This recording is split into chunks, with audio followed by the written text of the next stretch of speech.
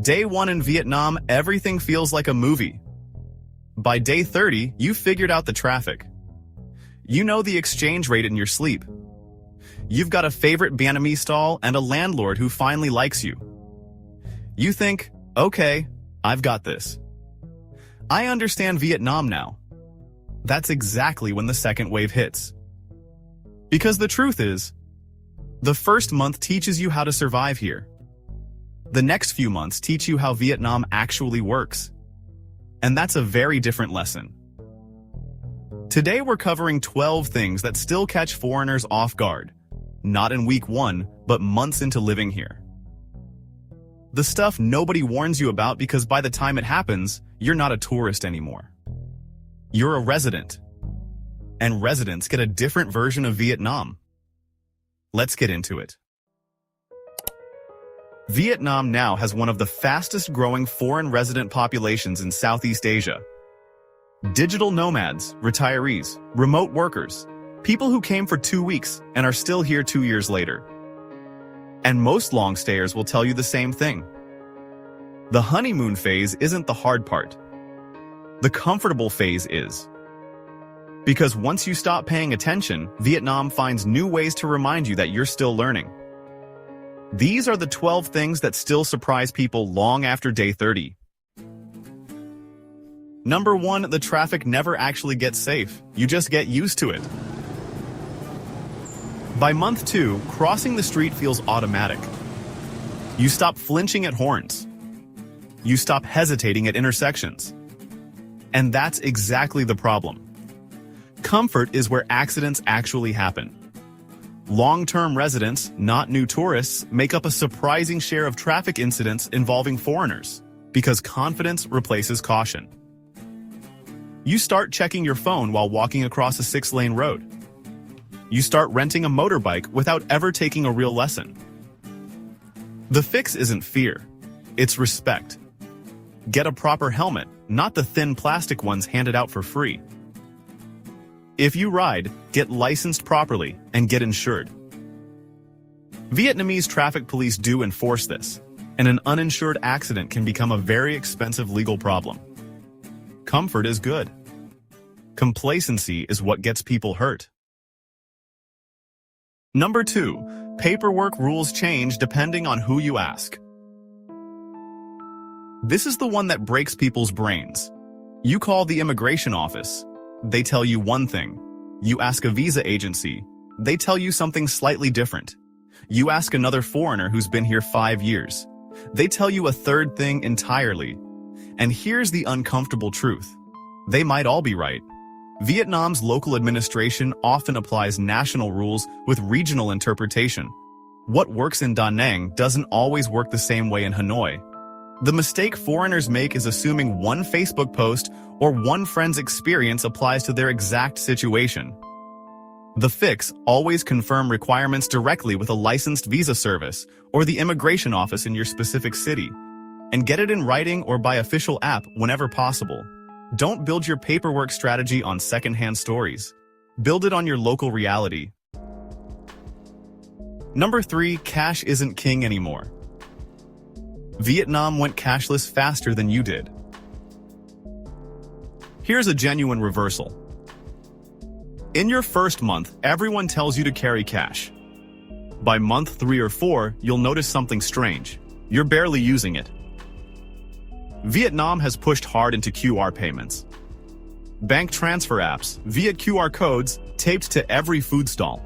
Even the fruit vendor on the corner has a QR code stuck to her cart. Some vendors now actually prefer QR over handling small notes.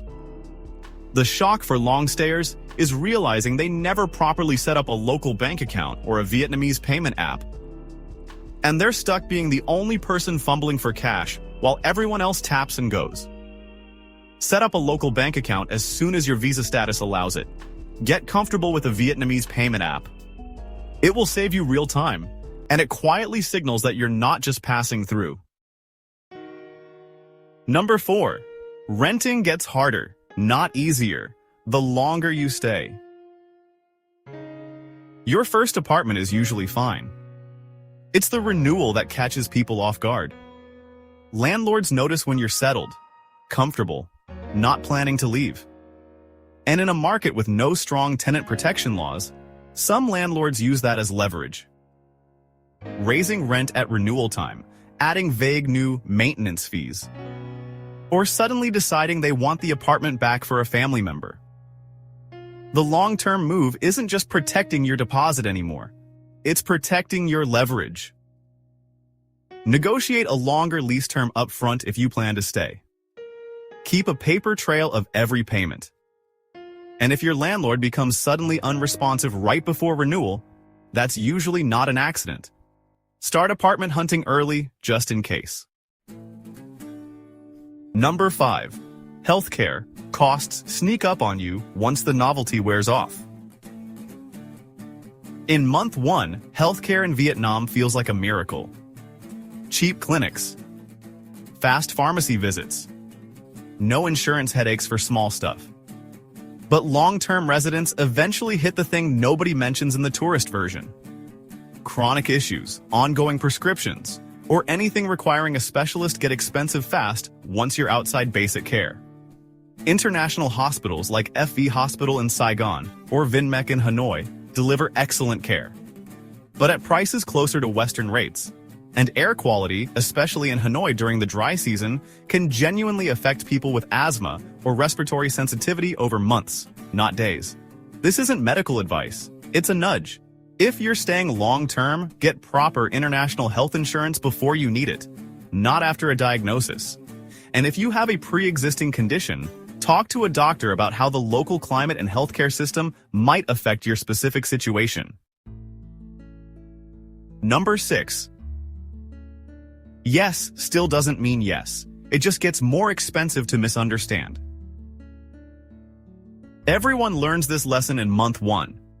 Saving face means a soft yes can quietly mean no. But here's the twist for long stayers. Once you're doing real business here, signing a lease, hiring a contractor, negotiating a freelance contract, the stakes on that same yes get a lot higher. A contractor says the renovation will be done in 2 weeks.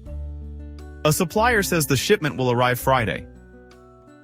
You believe them because by now you feel like you understand the culture. And then Friday comes and goes. The rule doesn't change with experience, it just matters more. Get agreements in writing, even informal ones over chat.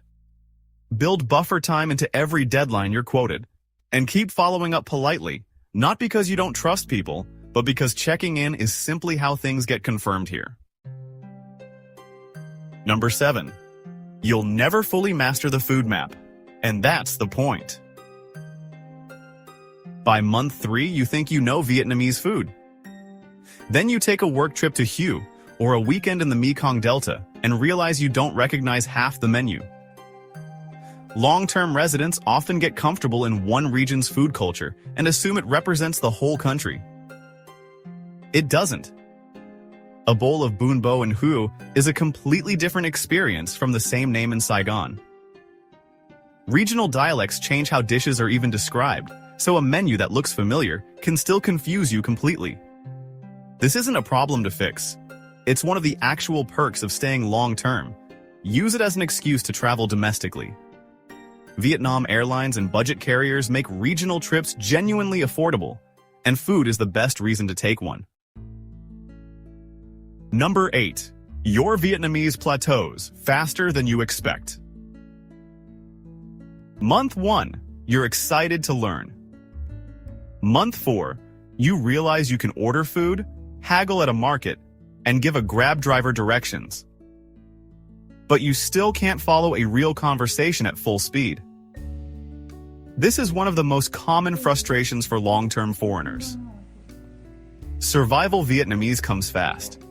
Conversational fluency takes years, not months, partly because of the 6 tones, and partly because once people realize you can get by, they stop correcting you, which quietly stalls your progress.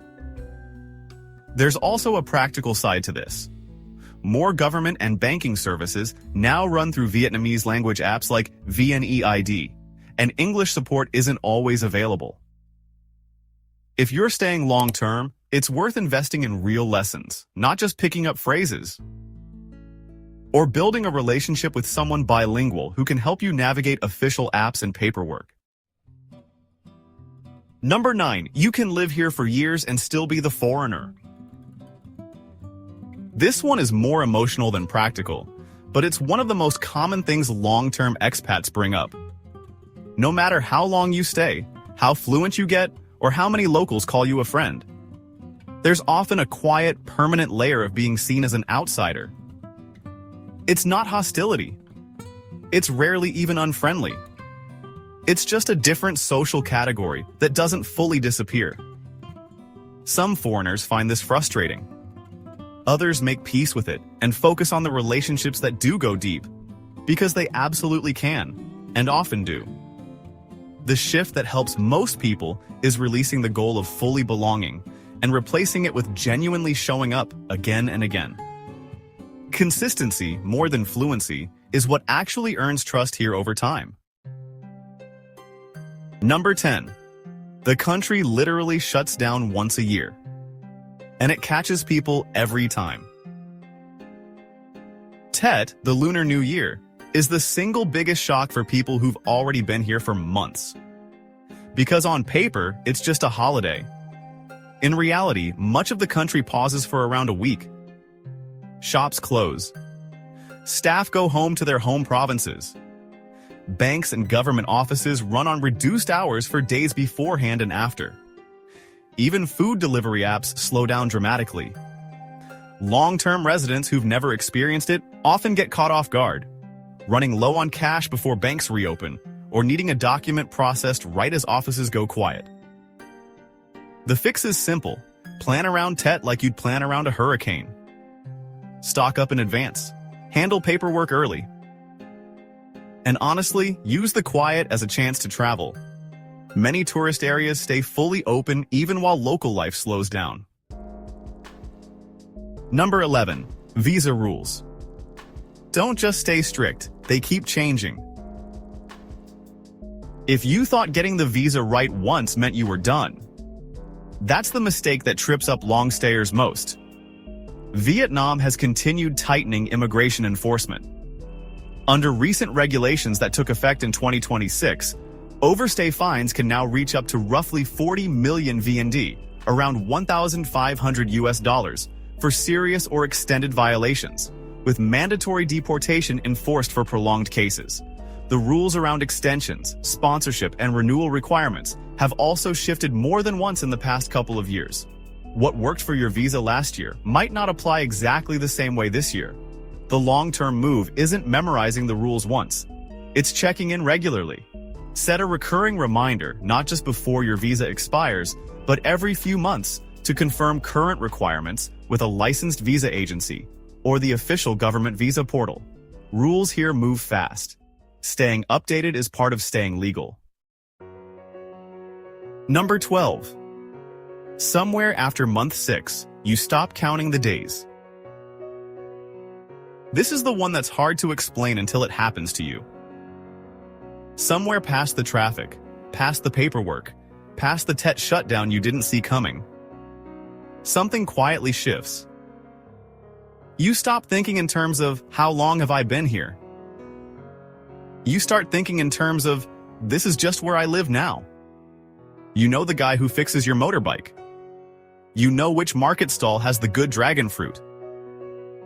You've stopped translating prices in your head, and somewhere in there, a strange thing happens.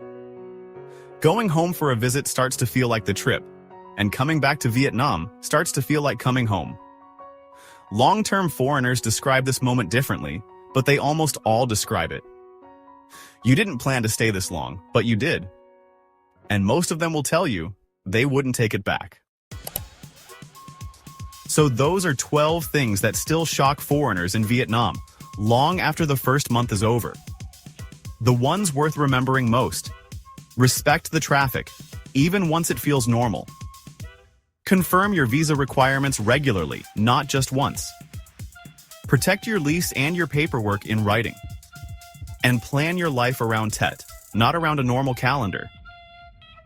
Vietnam doesn't stop surprising you.